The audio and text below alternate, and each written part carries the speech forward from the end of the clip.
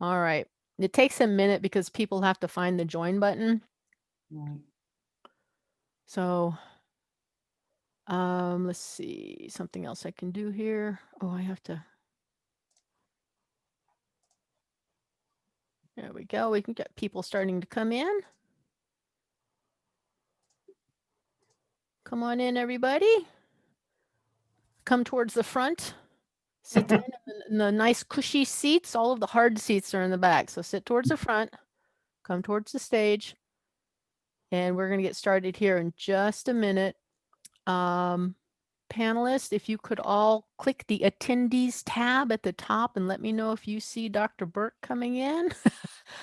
Because we have to promote him, or I have to promote him, and sometimes they come in at different times and it just all moves and everything. So everyone, please be patient with us. We're trying to get one of our presenters in.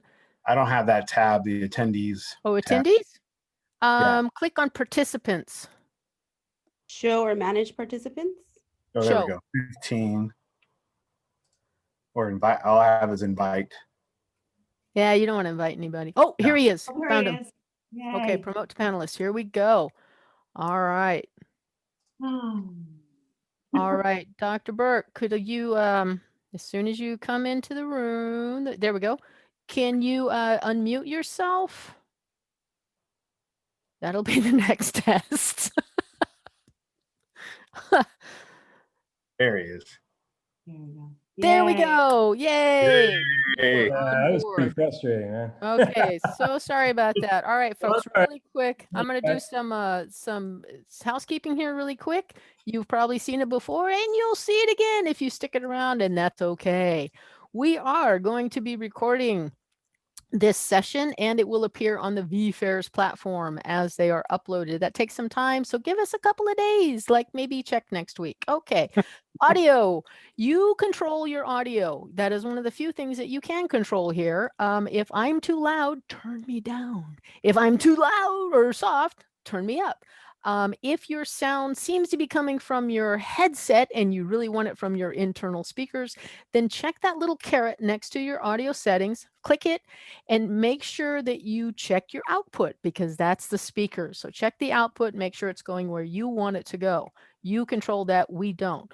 Webinar chat.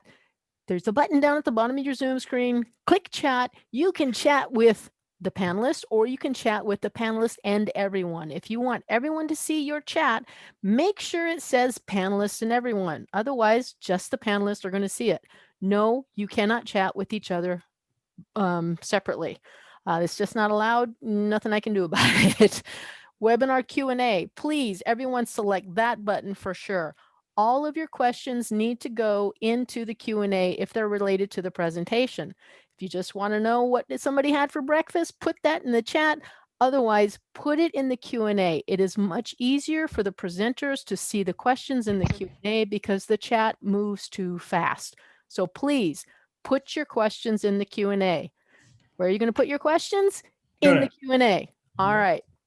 One other thing that you control are your view options. If it looks a little too small or maybe it looks too big, you can go to view options when a presenter is sharing their screen and you can change the settings. You can also exit full screen in case you want to multitask off to the side while you're listening to the presentation. At the end of this presentation, you're going to get a continue button. We end it, you're going to hit continue and then take the evaluation, please. We do share those with our presenters and after we look at them, but it's really good information. We want to have your input. We want to know how this session went for you. And we hope you're having a great summit. I'm going to go ahead and stop sharing. I really don't know who to hand off to. I'm going to stop my video. Presenters, take it away. Good morning, everybody. This is Ryan Burke.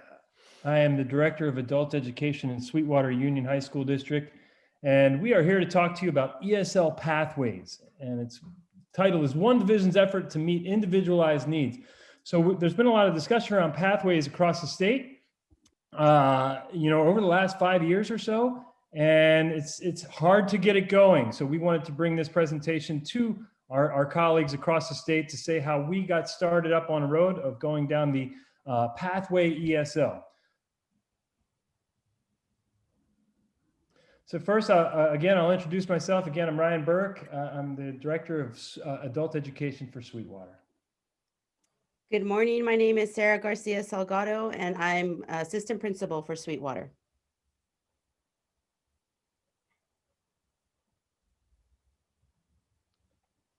And Dana? Unmute, Dana. She had some issues earlier on the mute button. Oh, Dana, yeah? there I we go. apologize. There we go. Let me share my screen again. Hi, everyone. My name is Dana Orozco, and I am a resource teacher at Sweetwater Division of Adult Ed. Good morning, everybody. My name is Roberto Labastida. I've been with the district since 2014, and I'm an ESL workplace teacher. So in Sweetwater Adult, we've been focusing a lot on learning intentions and success criteria, and we were pretty explicit about them. So I want to follow up here and address what our learning intention is. We want our attendees to understand why we went down the ESL pathway road, and then we want you to be able to describe the supports and steps that we took that enabled that transition into pathway ESL. So that's our hope for the end of this presentation. And then our success criteria, usually success criteria is about measuring something that students are learning or doing. We don't have that capacity really here today. So we're going to look at the echo effect, the after effect, to see whether we've had success here today. Not the traditional kind of success criteria, but it'll work. So we're hoping that our attendees are able to describe this program to their colleagues in their home districts, and then look to each other and to us as creating a support network to keep this ball rolling forward, to help ESL pathway become a statewide practice, because we really do believe in its utility.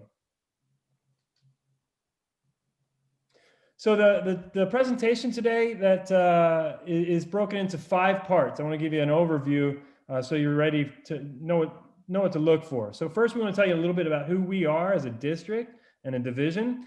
Then a little bit more about why are we doing the pathways, and then we want to get some into some of the nuts and bolts of what the pathway design looks like for us.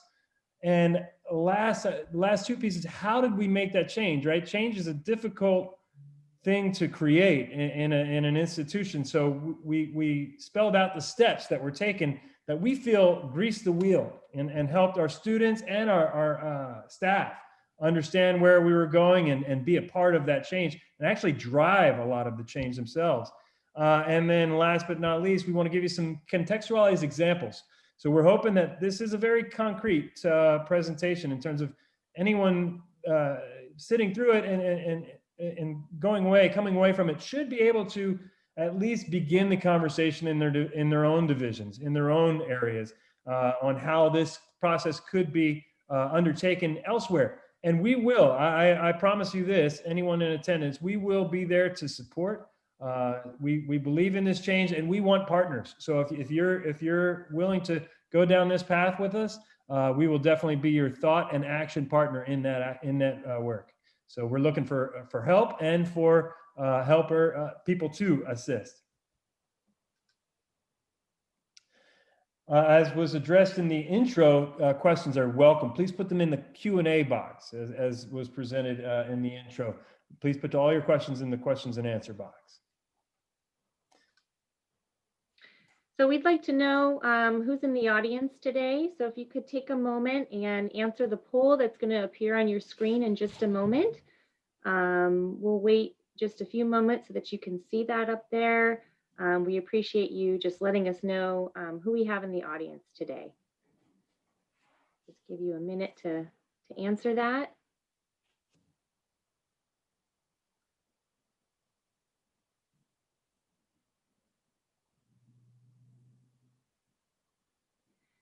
Okay, and then if we could see the results of that poll, please, so we can all see who's here today. Awesome. Thank you so much, everyone. Thank you for joining us today. All right. Okay, so the first part of the presentation that we'd like to discuss is around the who. Okay, we've introduced ourselves as a group, but we'd also like to introduce our division and our district, our students, who they are. So Sarah, you are our senior member here of the team. You've been with Sweetwater for at least 5 years, maybe a little bit longer than that. So if you could tell us about the division. All right. So I've been here a little bit longer than 5 years. It's been 20 years since I've been in Sweetwater. So taking a look at our community, it's important to understand who we serve. Sweetwater has 4 adult schools. You'll start at the north of the map. We have National City. Then further south is Chula Vista. We have Montgomery Adult School and then San Isidro Adult School. So we consider ourselves a South Bay community. You'll notice that we are very close to the border. So that means we do have a large immigrant population. San Isidro Adult School is less than 2 miles from the border. So the data elements that we're going to present today, we got these from our consortium partners. So Southwestern College, their research analysts took a look at South Bay. And what you'll see in this map, the yellow area are the boundaries defined by Southwestern College. So the demographics, what you'll see is that we can serve approximately 509,000 people. 50% of those are female, 75% are those 18 and older. So that we know is a population that we can serve. And about 61% of the people identified as Hispanic. So looking at the percent of 18 to 64-year-olds who are in poverty, you'll notice that the darker areas, so in the circle we have National City Adult, and then further south is San Isidro Adult School. Those areas, those zip codes, we have 20.1 to 24% of people living in poverty. And then just to put that in relation to the state of California, the state of California had 13% of their population. And poverty here is defined as a family of 4 who make $24,900. So this here is telling us what percentage of people ages 5 and older identified that they speak English less than very well. If we look in the state of California, that's about 18.4%. In San Diego County, that's 14.6%. And in the South Bay, we have 23.8% who speak English less than very well. So taking a closer look at the South Bay and our neighborhoods, you'll notice that the darker colors are those that 43 to 48% speak English less than very well. So that for me is our call to really help those English language learners improve their English skills. And it's National City, it's San Isidro, and we'll see that in the middle there is also Montgomery Adult School. Okay, this map, we're focusing on the concentration of 25 and older who have a high school or who are high school graduates, right? So the darker the color here, it's a lower concentration of people. So when I look at this, I see that 48 to 64% in National City. So that's the darker color, Chula Vista, Montgomery Adult, and San Isidro Adult. You know, I look at this and I interpret that those are the future grads that we have that we can really work with. And so now we need to market ourselves.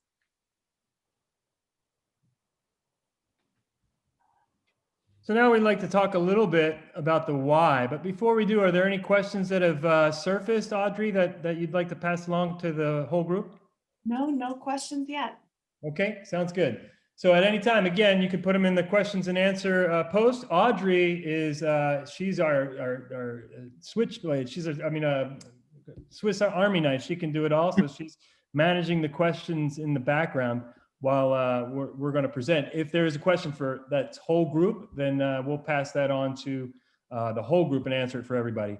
So for the why, we want to talk a little bit about, okay, why did we embark on this transition into Pathway ESL? And a lot of that has to do with the who, right? The who drives the why in this case. So Sarah described a community of need, a real community of need there. She talked about poverty. She talked about low language development levels for English and job rates. So things, and high school diplomas. These are a real community of need to find a solution for our learners here in the South Bay. So why did we embark on this, and how, and a little bit about why we make this transition?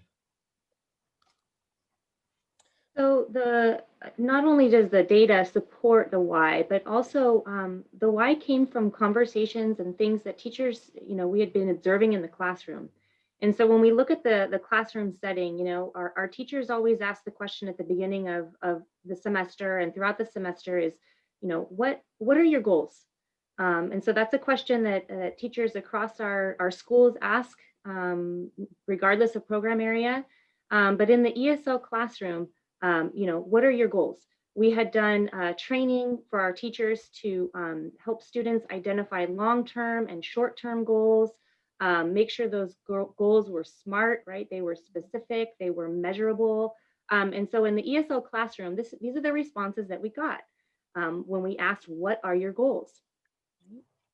So you can see the goals of each student in the ESL classroom, of course, are I want to learn English. They chose the ESL classroom. That's why they're in school.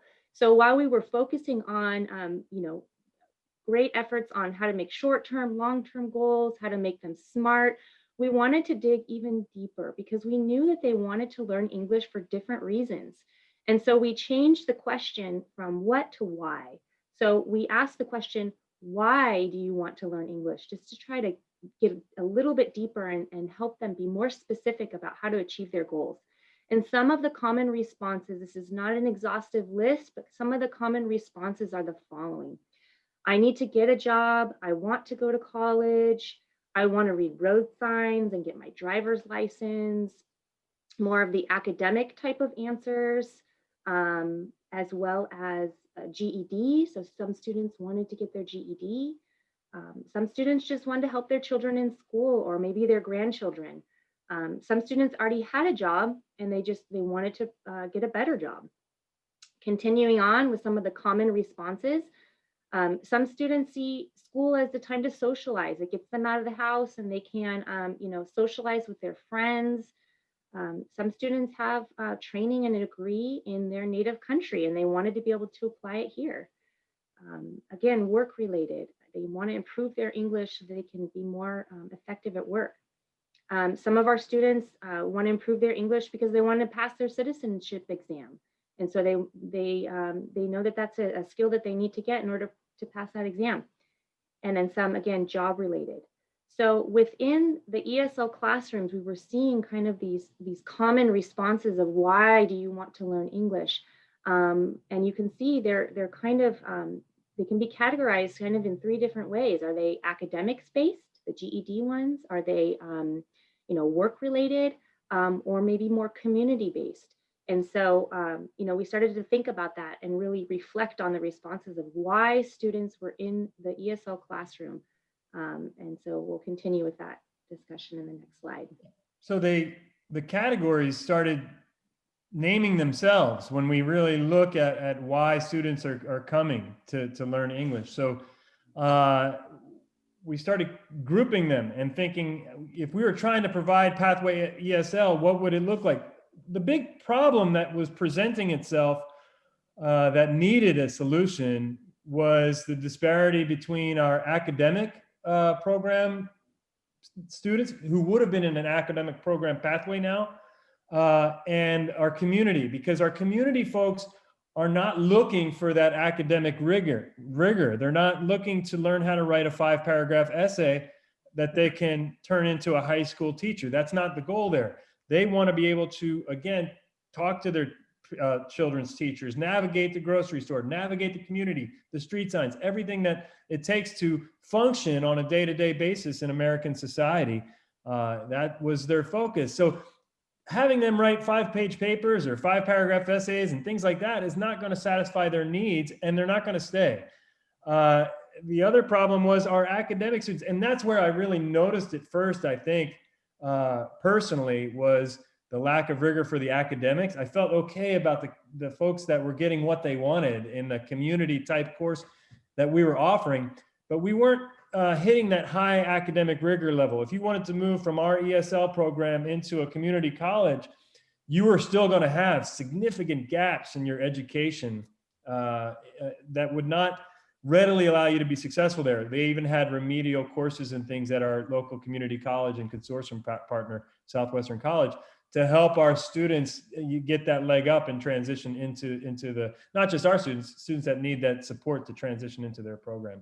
Many of our students were routing into that level of program. So you see, again, we needed to address that group and provide something different. So we were looking at this set of data, these responses that students have given in the past, conglomerate, and we started seeing the trends. Academic, we've got a, GED, college, and so forth. Workplace, we have a lot of our students want to progress in work, as Dana said, and the community line is robust in our division. So, and it's the folks that need those things that we've identified. So after putting together the pathways, the 3 pathways, and grouping them together like that, we wanted to make sure and ask our students, make sure we hit the mark, make sure that we weren't leaving a big group out. So we sent out a survey, and as Dana noted, we had 567 responses, which is a great survey result. It's about 10% of our annual ESL program. As you know, they're not all there at the same time. So that's it's definitely a significant number and is going to tell you accurate data. And so when you look at the 3 groupings, the blue, the red, and the yellow, that is the lines that we identified. We thought that the academic would be a group, and sure enough, we asked students, which one of these pathways would you fit into, or would it be an other? And if it's other, define it. So you see that 1 in 5 of our students is needing that academic rigor that we have not been providing, admittedly. We have not been hitting that depth of knowledge and difficult high text level reading, high lexile level reading. And then you see that about 1/3 of the students are looking for employment needs. And the largest interest group or group, the reason that they're coming is for the community group. So that is actually our largest group in our program. So we're looking at this data and it's telling us that we're on the right track and we're excited about it. But there is one remaining issue, that green slice of pie is a little bit too large. So 5.6%, that's 1 in every 20 students. We didn't want to go into transition and not meet the needs of 1 out of every 20 students that we're serving.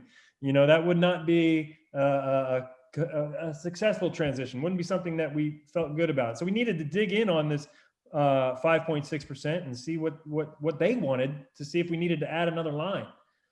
And as it worked out, 4.5% of the 5.6. So, most of them, 80% of the people that said they might want something different.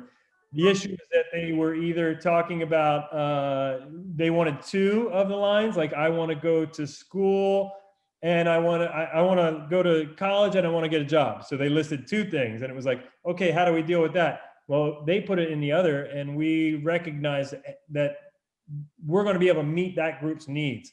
We're going to be able to meet their ESL needs in one of the pathways as they select. Or they said something specific, like I want to join the Navy, and I've got that spelling there. That's the actual quote spelling. I want to join the Navy. Well, we interpreted that as, okay, I for workplace. Navy is workplace. So looking at it, almost all of the students, we were able to meet their needs in one of the existing 3 pathways, which excited us. There's still 1%. You can't leave any stone unturned. So we had to check and see what they wanted. And you see that they're looking for, it's personal goal. It's a mountain to climb. I want to, Mount Everest is sitting there. I want to go climb up it. I want to learn English because it's there. And it's, so we feel strongly that our new program is going to be able to meet that group's of students' needs, because now not only do they have a place to go learn English and meet that personal goal, but they can select from varying interest and rigor levels. So, you know, with the community, workplace, and academic, we're anticipating there's going to be different levels of rigor. So we should be able to meet that student's personal goals in a greater variety way and meet more students' personal goals in that process. Thank you, Dr. Burke. Okay, so we want to hear from you, the participants, and we want to know reflecting, and please use the chat box. Okay, so reflecting on the students in your community, could the pathways identified by Sweetwater meet their local needs and goals? So if no, what other pathways might be needed? So please use the chat bar. Let us know what you think. 2 yeses so far.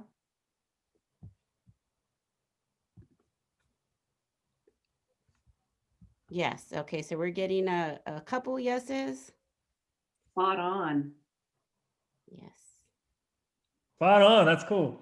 spot on. If they had instructors for the pathway, so that looks like a barrier, not enough instructors. And someone's been working on these same pathways, so that's awesome. Excellent. That's good to know. Michelle Walker, Wade. Excellent. All right. I By the think way, we can Dr. move on. Marquand thinks we're awesome. Please keep entering your answers. We want to keep seeing those as we go and as we look back later on and we take a historical check. All right. So we are not the only ones out there. I'm excited about that. We've got friends that we just haven't met yet. People of like mind. Go for it, Dana. Okay, so the last component of the why that we'd like to present to you today is a little bit of the research that exists related to you know, this endeavor that we're embarking upon right now with the ESL pathways. So this first piece of research just talks about how important it is to target the language instruction to meet the students' goals. So it's going to increase their motivation when we're you know, targeting their learning, their activities, the projects, the discussions in the classrooms around why they're in school. So the why behind learning the English, making sure the instruction is really geared toward it and is very intentional about addressing those pathway goals that they have. They'll become much more motivated if that's the case in the classroom. Another piece of research here is just talking about how important teaching a curriculum that aligns with standards that will teach the skills that the students are going to need to reach their goals. And so this particular piece of research highlights college and career readiness skills, and that's actually a standard that we were looking for when looking at our curriculum, and we'll talk about that a little later in the presentation.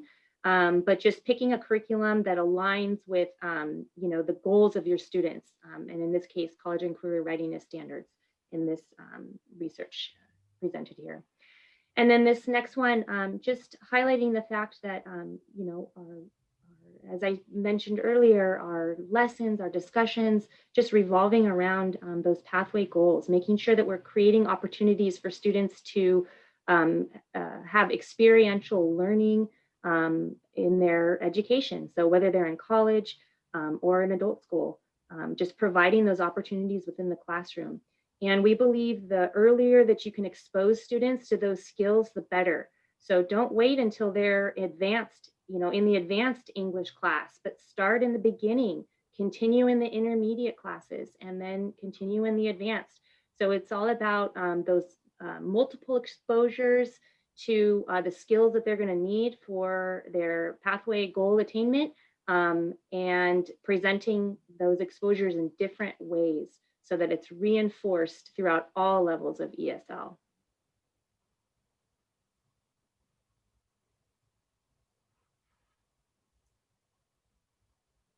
Dr. Burke? You're muted, Dr. Burke. My apologies. I think you're, to quote our attendee, I think you're spot on. And when you're talking about the need to start from the beginning, when we started this, and this is a little aside, but when we started this work, we did have several teachers who were in our lower levels of ESL, and they resisted. They said they're not ready to talk about the specifics. I need to get them on the basics. I need to really teach those foundations of language. They're not ready to get into a pathway. Everybody should get the same foundation. And no, our response has been that, you know, if you want to be a college level writer, you need to start writing in beginning. You can't wait. You can't learn English, and all of a sudden add the writing at the end. It's too much. It'll take too long. That's another thing we've done historically, is everything is in a long linear path, right? We do this first, then we do this. So we're trying to transition all those things so that we're able to meet students' needs more quickly and more accurately. So this next part of the presentation is about the what. So we're going to spend a little bit of time on the levels and looking at schedules and things. This is the more nuts and bolts of what did we land on. So you got the reasons, we got who we are and the reasons that we recognize that we needed a shift, how we started identifying the changes that we were going to make. We feel really good about it. And then what did we land on? What does it look like? So let's take a look. Oh, I meant to see, any questions that need to be addressed? No. Okay, we're good.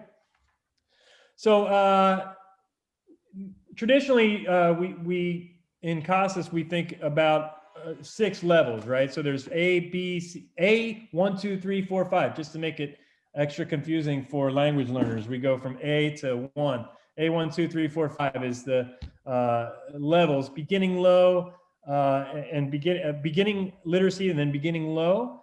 You see here, we've combined into beginning. So we have 3 levels instead of the 6 that the state usually is looking at through CASAS. The state and the federal government are looking at. So, and that goes to what one of our attendees was talking about, having the staff to be able to pull this off. Every single situation is different. Every division, every provider is going to have different staffing. So it is a matter of identifying how it could be done in your neck of the woods with the resources that you have, with the people that you have. In our division, we're a large division. Again, we have 5,000 students that are in the ESL program on an annual basis. So we do have a large program. Not the biggest, but it's above a mid-size for sure. And so what we do is we combined the 2 levels and made them beginning. Okay, so beginning literacy, beginning low is beginning. Beginning high, intermediate, low is intermediate. So we've combined A and 1 into a beginning. 2 and 3 into an intermediate, and 3 and 4 into an advanced. And again, it all depends on the staffing levels of the provider. So the way it looks when you roll it out is there are 3 levels for each of the pathways. So you see in the academic pathway, we have beginning academic, A1 is what we're calling it. So A1 is beginning academic, but is actually encompassing what CASAS would call A and 1, levels A and 1, the very beginning bottom 2 levels. Then we have intermediate academic. That's the 2nd level. So that's the 2nd level of our ESL program. And you can test into any of them, right? You would, just like you do in a regular ESL program, you can test into, like if you're starting the program and you've already have some level of English development, you can check in as an A2 student, academic 2nd pathway. So Audrey, if you could unfurl the rest of the French flag here.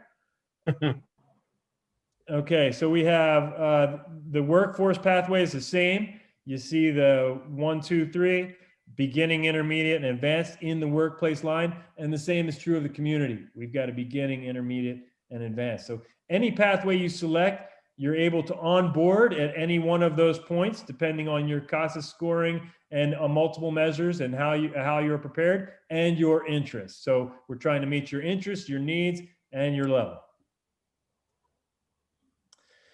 So going back, we talked about the why we landed on community. So we've grouped all of these students these are answers that we've seen before. These are the answers that Dana was presenting. Roads, street signs, children in school, socializing, citizenship. All these things have fallen under the category in that line of ESL community. Robert, can you talk a little bit about that for us? Thank you, Dr. Burke. As in any language program, of course, our foci is speaking, reading, listening, and writing, as well as other things that intertwine all 4 of these. If you could please load those. Thank you so much.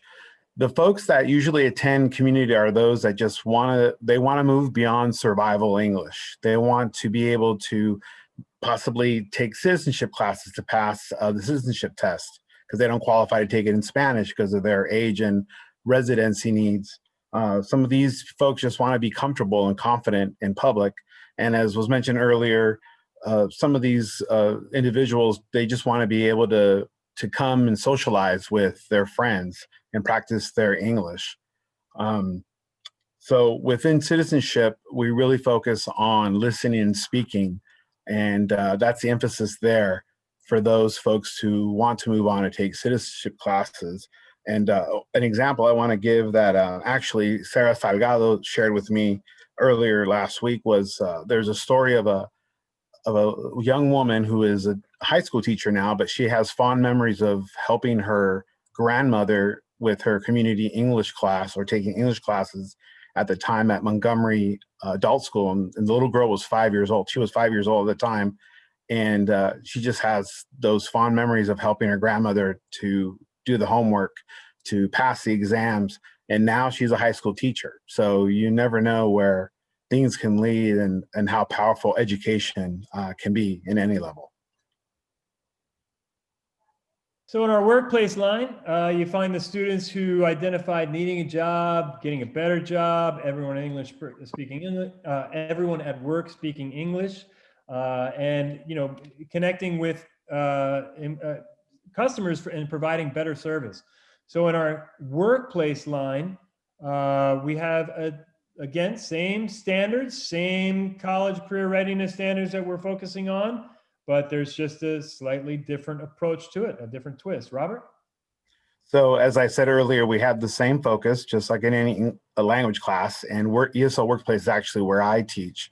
And since COVID, the focus has been tech. We've been focusing on tech. So there's other things that have, of course, coincide with that. I'll let those load. And another focus is soft skills.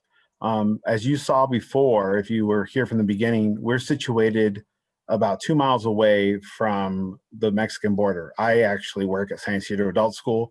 So a large population, of course, speaks Spanish. And most of the folks who are in my class who are actually working are in the customer service or retail field. And so they speak mostly Spanish at work.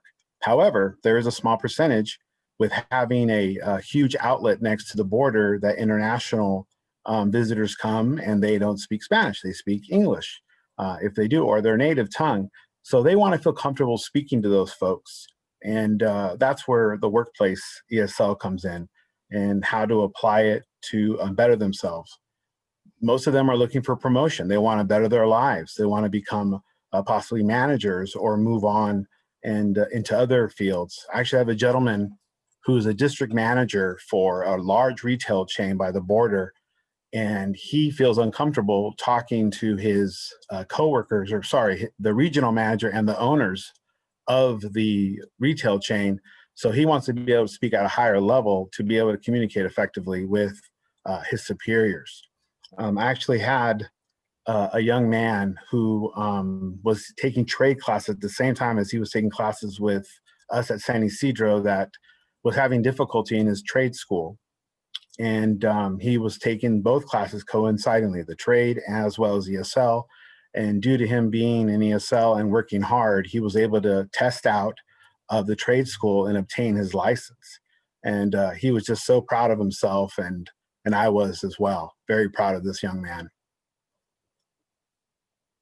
So in our academic interest group, we don't limit it to college. A lot of the students in the academic line are only looking for their GED, okay? But that's still an academic focus. That is still high school standards, rigor, all the things that we need to accomplish that goal and be ready to move on to community college, our partner over to our east. Or ultimately onto the university, right? So we have this group of students needing something different. Robert, what do they need? Yes, thank you, Dr. Burke. Yes, speaking, reading, listening, writing, definitely the focus. However, most of these folks are GED and high set students. They're taking both classes at the same time. They're very motivated to learn enough English to be able to pass the test. And what I admire about these folks is that they could take the class in Spanish. They could actually take the test and the classes in Spanish, but they choose to do it in English so they can better their English and move on academically to a college eventually or university. And of course, we focus on tech. We're kind of forced to now with COVID. So technology definitely carries over into the workforce as well, or sorry, into the academic field as well. I don't know if I stated before, but we have a lot of students that attend our classes that have a professional degree from their home country, and they can't use their degree here. So they want to better their English to transfer their units to the equivalent US form and be able to finish their program, a US program here, so they can actually practice the field of study that they studied for in their home country. Critical thinking, as you saw there above listening, is one of the big things that we do focus on within academic, because nowadays within education, it's not easy just to give the answer. They want to know why you got the answer and what is your reasoning that you got there. So that's a big focus within the academic. And with those folks that have professional degrees, we help them transfer their units as well as guide them to the community college, as Dr. Burke had alluded to earlier, to the east. Thank you, Roberto. So what would that look like? What do these pathways look like if we were kind of map them out and look at them kind of in a mapping in a sequential way? So when we look at the academic ESL pathway, as Roberto mentioned, you know, the English skills, the integrated English skills of reading, writing, listening, and speaking are present. They're learning English. But there's this emphasis, there's this contextualization that is happening within that English learning, where there's a focus on those skills that Roberto was pointing out, the depth of knowledge, the critical thinking, the high level of rigor. We know everyday vocabulary is different than the academic language that they're going to need to prepare them for their academic-based goals, note-taking and focused listening. These are all important skills that are necessary for these students who have these academic goals.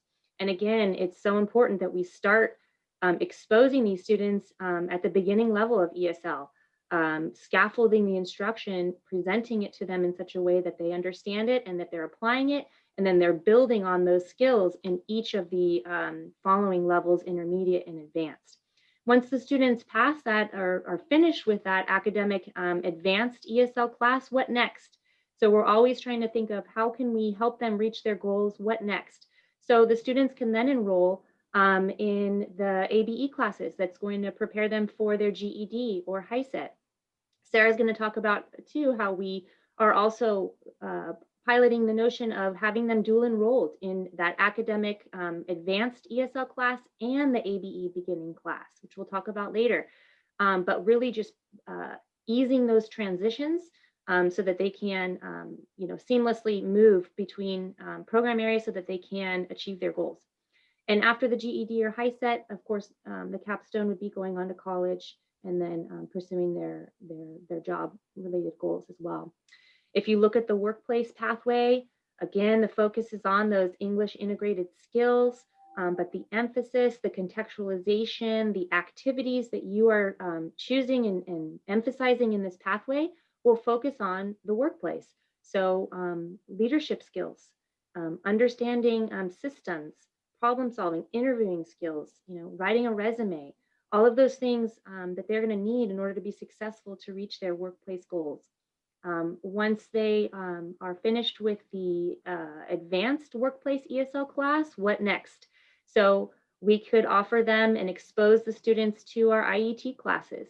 At Sweetwater, we've expanded our IET classes to include language and literacy support for all of our CTE classes. So every CTE class that we offer the IET support, the language and literacy support. So letting our students know that, you know, once you complete the ESL workplace class and the advanced, you will still receive that English language support in the IET class if one of those CTE classes that we offer is interesting to them. And then on to work and a job would be the capstone for this pathway, and hopefully advancing within that job. The skills that they've learned within the workplace, within our IET, have all prepared them to just keep advancing in their job if that's desired. And then finally, the community pathway. So the skills, we'll be teaching them English, but the focus will be more on life skill type of opportunities, a lot of communicative activities, multiple exposures, a lot of practice with reading roadsides and things like that. Now, you might be looking at some of these activities and say, wait a minute, these should be taught in all of these pathways, and they will be, and they should be, and they do. But the emphasis will be on, the life skills specifically within that community. There'll be more opportunities for those, but they will be taught in the other pathways as well. So there is a little bit of an overlap, even with the academic and the workplace. You can see there is a lot of overlap, but there'll be still that focus will be on that pathway for the majority of the instruction. For our community students, what could they do possibly after the ESL classes, that advanced class?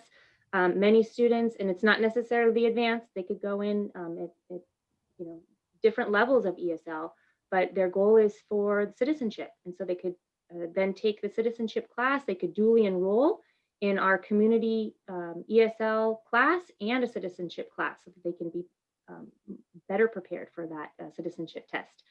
And then what volunteer opportunities can we offer and expose our students to that are within the community? Things like volunteering at your children's school or your grandchildren's school, or volunteering at the library, etc. And I'd also like to point out that at any time, if a student wants to switch a pathway, we encourage that. So they might, upon entrance in our school, they might say, I just want to have community English. I just want to, communicate with my doctor and read road signs and those kind of things. And so we'll start them off in the community pathway, but maybe they become inspired and they say, I'd really like to pursue, I've always wanted to get my GED or go to college. So then they can switch over to the academic pathway, or vice versa. They start in community and then something's happened and they need a job. And so we can prepare them and put them in that workplace pathway. So they can switch between pathways, and we encourage that because really the goal here is to help them reach their goals as much as we can, provide that support. Okay, so that's the picture of what we're doing. That's the general picture of what. Sometimes the what can be a little bit easier than the how, though. I want to dig in on how, because it can be very difficult to make change in an organization, right? It's a large organization. So how did we make this shift? A lot of it, I think, does connect to the why. I think so much of it, once for administrators and leaders out there and teacher leaders, I think that is the key. If you connect people to why you want to do something, a lot of the groundwork was done by why is this important, and having teachers elicit those responses. Eliciting those responses from teachers and having them come to those conclusions, right? We're kind of guiding the conversation, but when you go back to that who that we started with and the why, it becomes a driver. And then and that once you get the teachers and the staff and the community getting some of that energy about it, it's a lot easier to execute some of the slides that we're going to talk about here on the how of transition. And Audrey, were there any questions? I see one. Yes. So are these three different classrooms or teachers? Okay, we're going to get into that. It's Gina, it's actually our whole program is divided into, our whole ESL program is divided into 3 pathways. So we have approximately in our ESL program, I'm going to offhand say about 20 to 25 teachers in our whole program. Each school has about 5, 6 or so. And within that school, you'll find about 2 teachers per pathway. That's, that's a rough. We could share schedules and things like that. I'll share anything. I'm definitely a warts and all. I'll put it all on the table. If you want to share after the meeting and take a look at what we're doing, I'll share anything that we're doing. But yeah, that's pretty much what we're doing. Each teacher, we made a promise, or I don't know if it was a promise, but when we were doing the scheduling, we were working really hard to make sure that no single teacher had more than 2 pathways. Okay, you can have your foot in 2 pathways at the most, and no more than 2 levels, right? So you're not going to be teaching work 1, community 2, and academics 3, things like that. We don't want a crazy schedule that's going to drive people nuts. We wanted 2 preps at the most. And ideally, we wanted both of those preps to be in the same pathway. So I'm teaching Community 1 and then I'm teaching Community 2 later on that day, right? Or something like that. Or I'm teaching Workplace Beginning 1 and then I'm teaching Academics Beginning 1. So my preparation is probably 75% the same. And then that contextualization is what I'm really focusing on the difference about. So, all right, let's get into some of the nuts and bolts on the how. I hope that answered your question. Dr. Burke? Yes. So real quick, the process to switch from one pathway to the other is the transfer form that if in the middle of the semester, but also can they dual enroll? We haven't, because of the need for seats, we haven't been dual enrolled in 2 programs at the same time, just because of the needs for seats. We don't want somebody sitting in a community line and in an academics line while somebody else is sitting outside not learning English. So we've limited it to one ESL pathway at a time. We have, in some circumstances, if we have licenses available, allowed students to take some distance learning or independent study to augment what they're doing in a pathway. They can dual enroll in other programs. We want them to dual enroll in other programs. Sarah's going to touch on how that it works with ABE, and Dana just touched on how we can do the CTE and ESL at the same time for the workplace pathway students. And they don't need to start the IET after they're done the whole workplace line. It can start earlier than that. If you've got enough English to function in the CTE class, we're going to support you with that IET person. That is a transition we also made this year. It's probably a different presentation, but our IET program is growing and strengthening. We still need to keep evolving there like everybody else, but we do have a solid IET dedicated teacher at each one of our schools. So that person is the one that's supporting all the CTEs at their site. And we have CTEs that are common across industry, across sites. So we might have the same industry at 2 or 3 sites. Those IET teachers at each site need to plan with those industry partners. We're working on that. All that stuff is evolving. It's coming. It's just, you know, it takes time. It takes time to make those kind of changes. And we're on the track and we're rolling forward. It's just we're laying track just in front of where the train is. So it's, hey, that's exciting. That can be exciting. 2 more questions. Sure. Any recommendations or experiences out there of small adult schools implementing this kind of model? We haven't seen it yet, but I think a couple of our partners here, attendees, seem like they're trying something and seem like they're trying to get something going that is similar. So again, if you want to, if you're interested in this work, I mean it 100%. When I said our success criteria, we feel like we did a good job if after this, people are reaching out and joining this transition. We feel like this is the way it needs to be done across the board for the citizens of California. I mean, that's kind of a bold statement, but that's how we feel. And I know it's not possible to the length and to the extent that we're doing it here everywhere because of those resource realities. But can you partner with community college to do some of it? Can they take the top of the academic line off of a provider? Can things be done? Can one teacher teach a multiple level? Can a teacher's assignment, the length of the classes, be shortened a little bit to make sure that they're able to get the 3 different lines in? Because I think you'll find that the efficiency created by people having the same goals is going to create an efficiency of results as well. So I think you can have a little bit wider of a group in terms of their English language development, all focused on the same goal, is a better situation than a broader group all at the same language that all have divergent goals, right? The people that want to go to college, how do you meet their needs in the same classroom as the people that don't want to write a 5-paragraph essay? So I think you're better off putting the goals together and expanding the the breadth of the student language development level. We could talk about that all day long, I'm sure. And last question, how do you deal with the late enrollee? That problem didn't go away. But we feel strongly that, I mean, because it keeps coming up, that comes up every year, no matter what program we're offering. How do you deal with that? And we do it different by program. High school subjects, high school equivalency, we feel very strongly that anytime they show up, we need to grab them and hug them and hold on to them and not let them go and get them their diploma. That's our mission. So we let them enroll. If they come on December 15th, get in class. They come on June 1st, get in class. ESL, is a little bit more driven by the CASAS timelines. And it is so disruptive having students start right on a Tuesday and then a Thursday in the middle of class, and that's tough.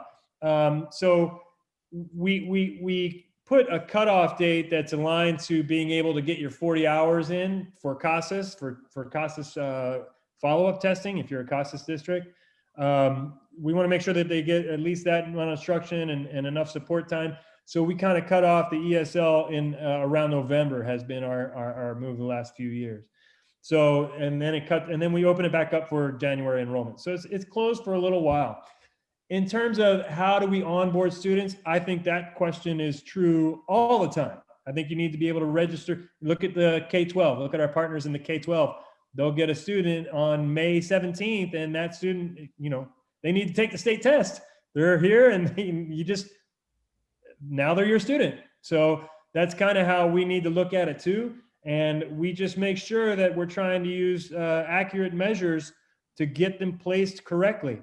And as you know, in an ESL program, even within one pathway, one classroom, the width and breadth of students' language ability levels, I tell our teachers, it's like a one-room schoolhouse.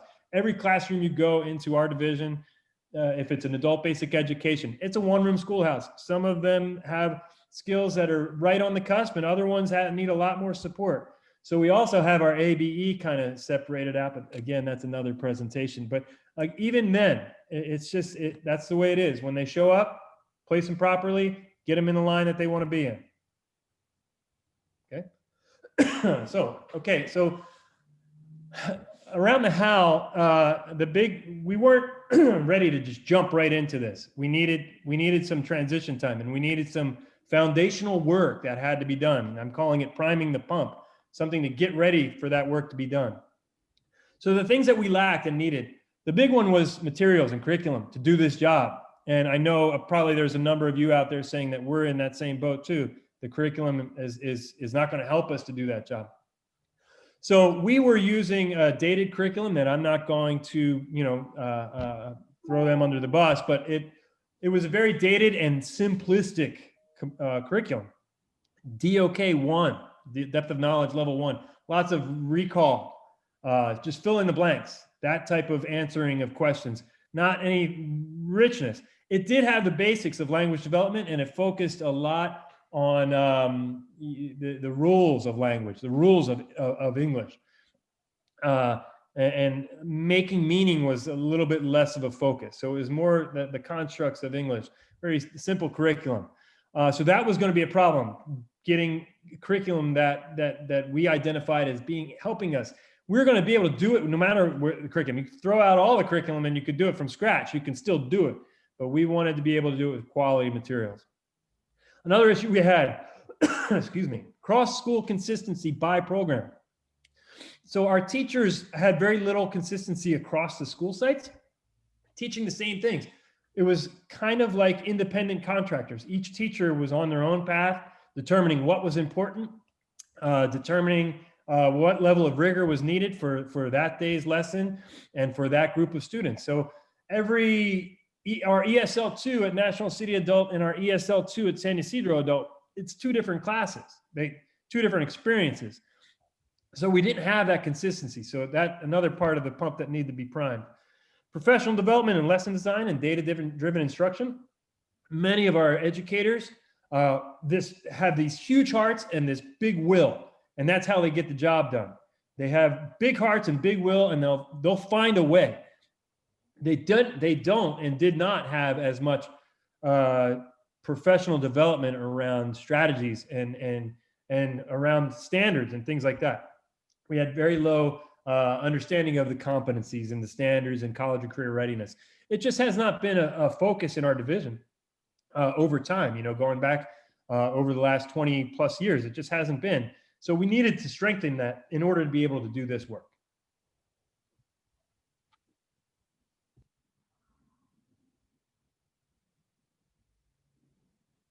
That, having chest cough here. So one of the things that we did is starting off with an ESL curriculum committee. And so we pulled together a curriculum committee and engaged them before they start. They didn't touch a textbook, okay? They didn't touch a book. We called them the curriculum committee, but they didn't touch curriculum for at least 6 months. I think it was longer. And so it was kind of a misnomer to some degree, but so the curriculum committee came together and we just pounded and grinded on things like standards, competencies, depth of knowledge. We spent several days on DOK. And the reason we wanted to do this is because if we're going to look at curriculum, we needed that foundation to be able to know what we're looking for. What does quality look for in a text? What look like in a textbook when you're looking for things like depth of knowledge and language supports? What does that look like? What should we be looking for in these texts? I think had we skipped this work, what teachers were looking for, we would have had 35, again, independent contractors coming in. How does this curriculum fit with what I've been doing? And so we needed to create that common understanding before we touched the book. I do think that that was an important step in the whole process. One that I wouldn't skip. I wouldn't advise skipping that. Maybe you can shrink it so it's not 6 months like we did. We had a lot of heavy lifting to do, but maybe you can compress the time to like 3 or 4 days of like off-schedule workshops and so forth. But I think it was critical work. Thank you, Dr. Burke. So as Dr. Burke pointed out, we formed a curriculum committee. And really the reasoning behind that is we wanted to involve the teachers as much as we could. We wanted them to be able to have their input and their feedback throughout the whole process. So it wasn't a top-down type of decision. It was a decision that involved our teachers. And that foundational training was necessary so that we really had the opportunity to look at all the books and realize, understand the importance of those standards and DOK and things that we practiced before even looking at a book. And so we looked at several different books, many books. We filled out rubrics, the checklist for each of those books, looked at them in great detail. And we had 3 books that were our top 3 books. And we gave teachers the opportunity to pilot and teach out of these 3 books. Up until that pilot, the committee was kind of on the fence. They liked those 3 books. They didn't really know which one to choose. And we were given the freedom in the curriculum committee to select a book for each pathway, if that's what the committee decided. If one book was strong in workplace, then that was the book we were going to use. If another book was strong in community, then that's what we were going to use. So we were given that freedom. So the top 3 books were piloted by our teachers. And after that pilot phase, it was unanimous that Standout was our book that really met the needs of all 3 of those pathways. Because we had that foundation and what the standards were, we were able to look at the standards within Standout and saw that they aligned with all of our pathways, the college and career readiness. It had CASAs, EL civics competencies. It had those numeracy academic skills that we were looking for the academic pathway. The scans for our workplace and the EFF. So again, the standards were really, really important for us to be able to select this curriculum. And so we believe that Standout really meets the needs of all 3 of our pathways with our research and our study within our curriculum committee. So this is an important distinction. I want to say that this is not a vendor commercial, as it says in the title. We value the process. The work that went into getting ready to look at books, and then when the curriculum committee looked at the books, they had already created the checklist based on their priorities, right? They had identified those checklists. So the conversation around the books as it applied to the checklist that they created, that was based on the training that they had received, all of that connected really, really well. And I honestly believe that had they selected different materials, that there were multiple publishers that had materials that could have and would have worked for us. And yes, we did end up going with Standout on all three. And they have been fabulous partners in supporting us. They've really worked with us on providing some teacher trainings, and they've provided behind the scenes looks at how they feel what segments of the book apply to each of our pathways and how we can do the work. So they have been wonderful partners, but it is not a commercial for National Geographic and Standout. I do want to say that the process that led us down this path and the process of grinding and doing the work was the value. There's a lot of publishers and materials that could have worked very effectively. Thank you. And so we just wanted to share with you, we just finished our first quarter with implementing these pathways. So, it's been challenging with remote learning, as I'm sure it is for all of you. But it's gone well, I would say. We've learned a lot and we're continuing to learn. But we just finished our first quarter implementing these pathways. And so along with teaching Standout and applying it and focusing, really contextualizing the learning for those pathways, we wanted to show you how we're also exploring and piloting different resources that are out there too, to also support each of the pathways. Here are a few from the academic pathway. Reading Plus, the one there on top, is something that we use in our Reading ABE class. We've been using it for years and really, really like it. And so we thought, let's try it. Let's pilot it for our academic ESL students. And so our academic ESL students and teachers, they're piloting that and seeing how it is able to support those academic goals of these ESL students. It's a great program, and it just really, you have all those reading anchors and supporting the main idea and making inferences and context clues, all those things that they're going to need to, read when they're in that academic pathway. And here are a few more. Sorry, I thought you were finished that sentence. My apologies, Dana.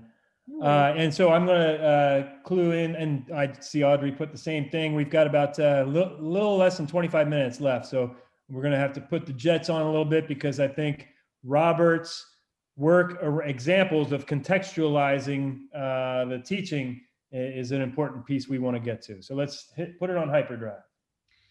Okay, so here are some resources that we're exploring too within the community pathway. Again, the focus there is on communication, EL civics type of learning.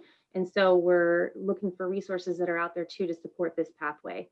And finally, the workplace pathway. We've done training for our workplace teachers on some of these resources that you see here, and just really trying to leverage those resources that are out there to support each of the pathways that we're implementing. Hey, leveraging resources. This is one of my favorite things to do for Sweetwater and for our consortium. And two of our partnerships that I will talk about today are Goodwill and our college and career and transition counselors. So Goodwill, I was sitting with our consortium partners, and Southwestern College was doing a partnership with them that I thought would be an excellent opportunity, especially for our ESL workplace pathway. So what it is a job search assistance. This really, if the students take advantage of both of these opportunities, they end up with a job readiness certificate. So it consists of 4 one-on-one appointments with the career advisor. That career advisor would actively help the student with career planning, job search, resume assistance, job applications. Then there are 5 additional workshops: acing the interview, workplace communication, online job application, resume workshop, and conflict resolution, right? They go over all of this with them. This really complements our ESL workplace. I talked to the teachers, they're interested. They have a long list of students who really want to take advantage of this. And also our CTE teachers are taking advantage of this. So this is one piece of what Goodwill offers. The second piece that they had started was a paid training program. They needed to, pause this because of COVID-19, but they're bringing it back in February. It is a competitive process, but what it is a 3-month part-time paid training program. It happens with their retail shops. We know that in San Diego, a lot of retail shops opened up. They work with people, what they call transition. So people that have never held a job and don't have much to put on their resume, right? They want to work with them and help them practice their work ethic and skills, learn retail and self-management skills, and help ease them into the workforce. After they're done with the 3-month, they either have the opportunity to be employed full-time at Goodwill, or they assist them with finding employment after the completion of the program. And the second partnership that we have are with our trio. They're called EOC counselors, and it stands for Educational Opportunity Centers. We're very fortunate in that we have them co-located at all 4 adult schools. You'll notice here, this is a picture of our students and the EOC counselors on a tour that they took to Southwestern College.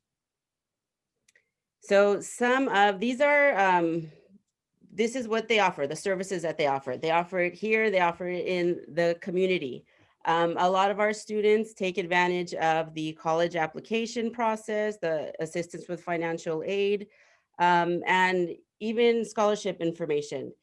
Our counselors they are just passionate people. They help the students, they do the tour, they help them with their class schedule. When a student has their class schedule, they take them to the bookstore. Let's get your books and let's walk you to all your classes. So on day 1, you're prepared. They also create cohorts. So those students end up being ambassadors and mentors of the incoming class. So we're very fortunate to have them partnered with us. One of the problems that we identified was that needed pump priming was the intra-school consistency and the independent contractors as teachers. So we built the collaboration period into our schedule. Every Wednesday from 4:30 to 6:30, we have it tonight, as a matter of fact, we collaborate. And for the first 30 minutes, all that PD that the curriculum committee was doing over the course of several months is now surfacing in this collaboration period. We're doing 30-minute lessons on learning intentions, success criteria, common formative assessments, depth of knowledge. So we're going to continue to build that capacity. And so that happens in the first 30 minutes of the 2-hour collaboration. The last hour and a half, and we do run over sometimes, but the last hour and a half is for teachers to implement that learning. So they take the learning from the 30-minute professional development piece, they go and they team plan across schools, which we're actually using teams to do prior to this the shutdown. So we had a little bit of a head start, but they go across the schools, and so now I think all schools would have that capacity to be able to do that, to team over video, and they lesson plan, and their job is to lesson plan and define priorities around the things that we're identifying: learning intentions, success criteria, common formative assessments, keeping it simple. Can we agree on what's the most important thing that you're going to teach this week? And how can we assess that in the best way? And then what are we going to do with that result, right? So that's the work that they're doing in the collaboration period. I'm looking forward to tonight's, because it's one of those times where we're going to look at recent common formative assessments and see what do we do next. That's the hard part, right? After you know how your students did and what they learned and what they didn't learn, now what do you do? So we're getting to do that work, and I do support that work statewide. I know not all divisions and providers are able to do that right now. I encourage you to plan for that. If you're a district leader, division leader, administrator, plan for a day when, right? If it takes 2 or 3 years to save enough money to be able to reshuffle your schedule to create that collaboration, we're finding it is really combining, is calibrating the teachers to each other, which on the whole, in the long run, and it's providing the professional development opportunities we so desperately need. On the whole, on the long run, I know it's an expensive venture, but we do believe that it's going to pay off in results for our students and teacher efficacy in a big way. Okay, I'm seeing the pop-ups, 15 minutes. Yeah. So Pam, I saw in the chat you were looking for class schedule. So what we have here is a sample of our ESL class schedule. You'll notice in the morning we have 2 blocks. So block 1 is from 8 to 9:55 and block 2 from 10:05 to 12 o'clock. And then you'll notice in block 1 that we offer all 3 pathways. And the intent for the morning is offer all 3 pathways and all 3 levels. So we'll have a community beginning happening at the same time that a workplace beginning, at the same time that an academics intermediate. And you'll see on block 2, we'll have a citizenship or an academic advance. What we'd like to do is provide opportunities for students to be able to, take a block 1 and a block 2. So an example could be that community beginning. A student could be enrolled in that and then enroll in a citizenship. And then you'll notice at the end, we have IET in all of these blocks. As Dr. Burke mentioned, we do have collaboration every Wednesday. So that block 3 occurs from 4:30 to 6:25. Since we have collaboration on Wednesday, the amount of time for that block 3 is not the 8 hours that the other 3 blocks have. So during that time, we do provide distance learning or citizenship. And then the last block 4 occurs between 6:35 and 8:30. And then that is 8 hours. And you'll notice we mentioned that some teachers do teach maybe multiple levels. So we'll have a community intermediate advanced, like a C2-3 happening in the evening, or a W workplace intermediate advance. We try to be intentional in working with that teacher. So for example, Roberto may be teaching workplace intermediate at 8 o'clock and then workplace advance at 10 o'clock. Then we would give him the workplace intermediate advance in the evening. Yeah, that's great. Okay, and we touched on this earlier. We were talking about dual enrollment. So an example here that we provide, if you look to the right, the ABE block, you'll notice that in block 1, and then our schedule for ABE is different from ESL because it's a reading, writing, and math. There's 3 different subjects. We've separated those into an hour and 15-minute blocks. So you'll notice in block 1 from 8 to 9:15, a student can be enrolled in reading beginning. And then in block 2 from 9:20 to 10:35, that same student can be enrolled in the writing beginning course. Now, if they wanted to, we have a lot of times students who are in ESL and they say, well, I'm not ready to go into ABE yet. I really want to improve my grammar.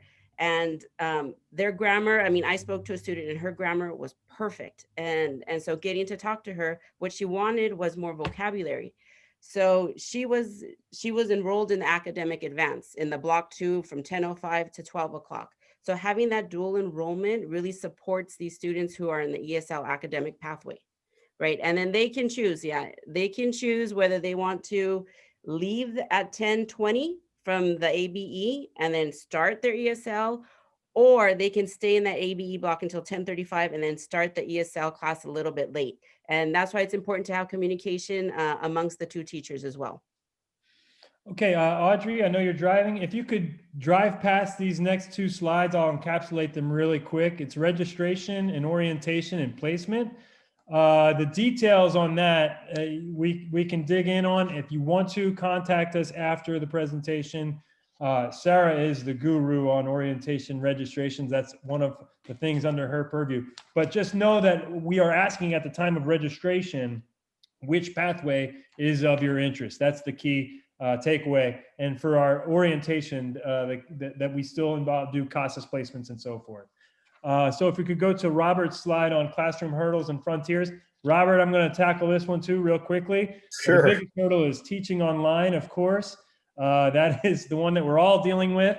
But yes, sir. and Robert's called out student engagement, the communication back and forth, especially for ESL learners when you're not in the same place, is so difficult. And I know you can all empathize with that. beginning ESL students, regardless of the pathway, is still one of the biggest frontiers, especially if the instructor doesn't have any Spanish or primary language of the students to lean on. It makes it difficult. And of course, everything, we're at the beginning, so it's experimental. So every day there's a new hurdle, right? Teachers are solving problems as they face them and as we evolve. And the reason I'm rushing this is so I can get to Robert's contextualized examples. I do want to touch on the next slide though. Program hurdles and frontiers, we're looking for continuous improvement. We want to keep on moving forward. So if you can help us by being involved or letting us know what you're doing that could help improve us, please do. Iron sharpens iron. We believe that big time.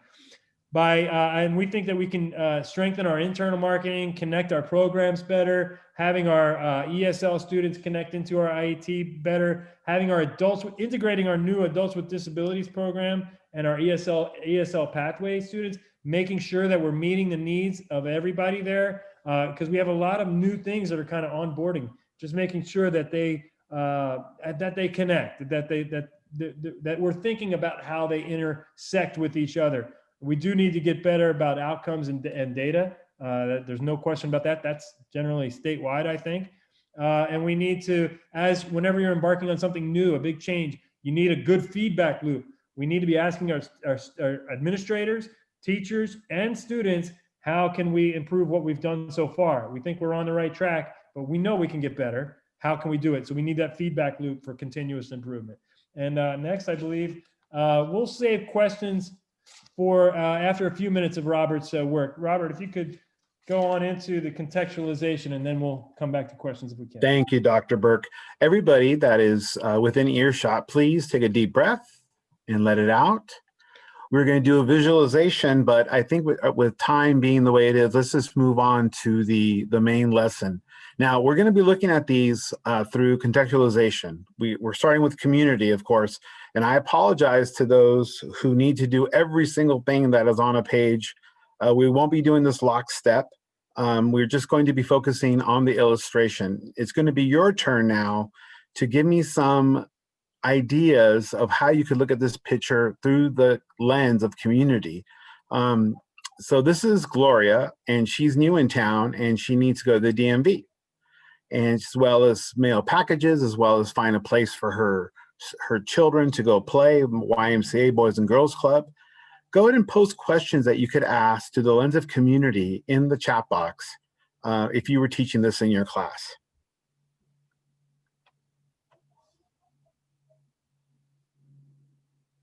So what could be some questions you could ask through the lens of community looking at this picture? Go ahead and post those in the chat box.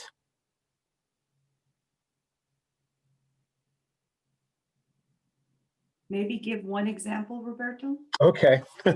Yeah, this is what, when you have a disconnect through, yeah, there you go. Where's the library? Good. Thank you so much for contributing that, Erica. Oh, thanks, Erica. Another thing we could ask is, what are the steps to get a driver's license through the DMV? Thank you. Where's the library? What else could we do as far as the DMV through the community? Maybe ask questions of the DMV. Where can I go? Where is this? Where is that? Why did she go to the DMV? Thank you, Michelle. Yeah, why did she go to the DMV? That's perfect through the lens of community. Let's go ahead and move on. And what ID do I need? Yes, especially with the real ID and all that here in California. Now we're looking at it through the lens of workplace.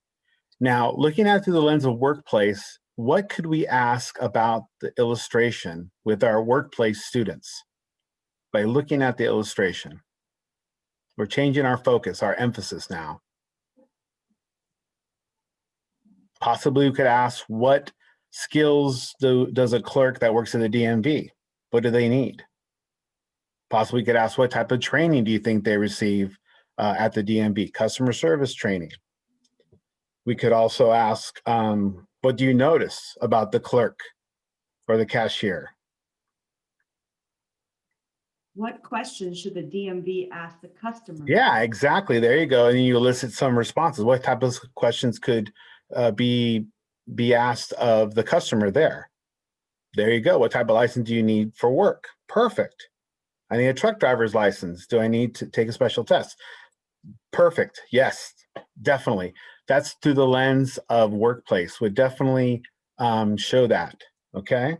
And then at the very bottom there in exercise B, we could ask, what types of questions could the clerk ask of Gloria? Right? And she could say, do you have this form? Do you have this? Do you have proof of your address? Do you have a water bill? Things like that. Let's go ahead and move on to academic. Oh, it was already moved on for me. Perfect. So looking at this illustration through the academic lens, what could we do with our class, with our students? Maybe we could ask them to infer or predict what will happen next within this situation here with Gloria and the clerk. Possibly we could have the emphasis of note-taking, have them listening to an audio and having to take notes from just listening to the audio program, and have them make predictions about what they hear, what's going to happen next. Yeah, through the lens of academic, just using the picture, what types of questions could you elicit, Tiffany, from your students? Yeah, we could write a process paragraph, step 1, step 2, step 3. Wonderful. Yeah, how to use present perfect. Thank you, Erica. How long have you lived in the US? Yeah, residency type of questions that could be asked, right? I mean, we can read into those more and more through contextualization. Believe we have about 4 minutes. So let's go ahead and move on to Tony, or actually this is Victor in the doctor's office. Now we're looking at this through community. But if I just have one question being asked through the lens of community about Victor being at the doctor's office. I think we've got about 3 minutes. Possibly we could ask, where's a clinic here in the community where you live? You could ask, where's a hospital? You could ask possibly different, where can I get these services? How do I make an appointment? Very good. What do you ask during the actual interaction with the doctor? What types of conversations do you have? Let's go ahead and move on to workplace. And within workplace, what could be the questions? Thank you so much, Tiffany and Michelle, for contributing. Where does it hurt, right? Definitely. And within workplace, maybe, what does it take to be a doctor? What types of other jobs are at clinics? What's the training involved to be a doctor or work within a clinic or hospital setting? It could be those types of questions. And let's go ahead and move on to academic. Thank you. Someone's reading my mind. So academic, what could we look at? Maybe we can predict. Maybe we can do inferencing of what's happening here, listening to the conversation again, taking notes. What else academically? Let's have at least a couple of contributions here.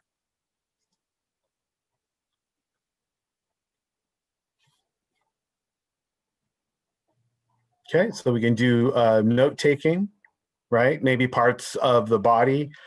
This was a little bit of a stretch, but within, yes, common medical prefixes. I actually used to teach medical terminology. So most of our students speak Spanish, and most of the terminology is based in Latin, which is what Spanish is based in. We could go to that extreme to make it easier for students to make the connection. Right. Yeah. Maybe Thank you so much for your attention. about going to the doctor or something like that. Plenty of options. So what we want to highlight there is Robert showed how you can take the same exact lesson and apply it to the 3 different pathways, right? And I hope you captured that. I'm sorry to cut you off, Robert. We have a minute left, so I got to make it finish. We're hoping that you contact us. There's the contact information. It's going to be available to you for the next 3 months. Please find us. Please help us move forward. We'll help you move forward. We believe in this work. This work is important for Californians and for so many people across the state, and for our state broadly in general, not just individual citizens, for the whole state. So please contact us. We want to move this ball forward. We need your help.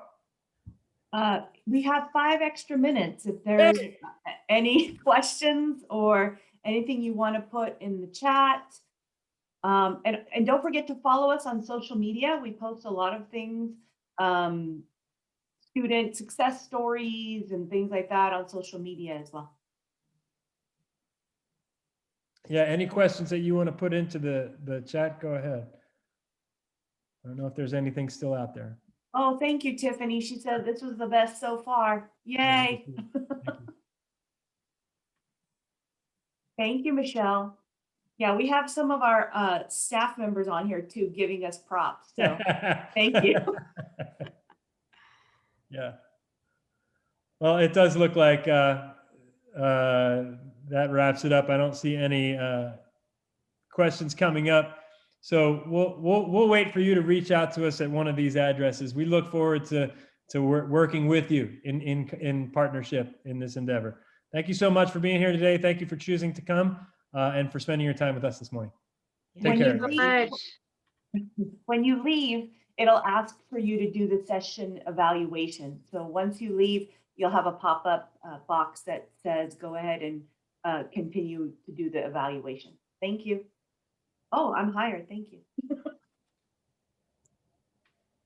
All right, everyone. There are sessions after this. Grab your lunch and attend one of the other sessions that are in the exhibit hall.